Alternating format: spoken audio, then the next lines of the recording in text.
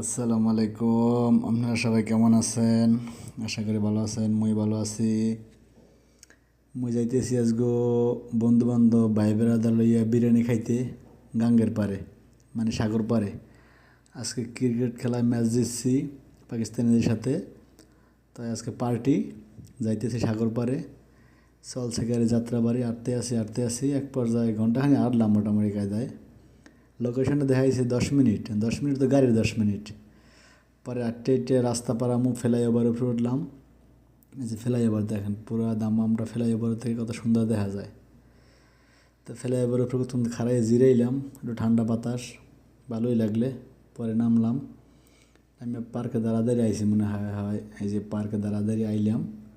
ওই যে গাং দেখা যায়, মানে সাগর দেখা যাইতেছে। ওরা যাইয়ে পৌঁছে গেলাম। তাই মনে করেন এই জায়গায় এই বাতাস, শীত, শীত খালি পেলে ডাল বিরিয়ানি ডালা শুরু করলাম।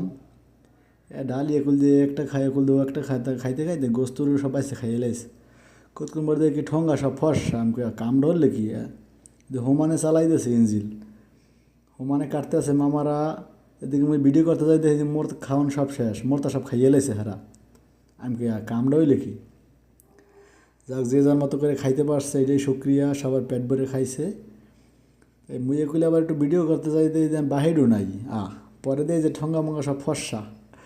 পরে খাওয়া দাওয়ার পরে একটা দোস্ত একটা পান দিলে, একটা পান খান দিই। বিসমিল্লা। একটা পান খাওয়া বোঝেন, বিরিয়ানির পরে একটা পান স্বাদই আলাদা।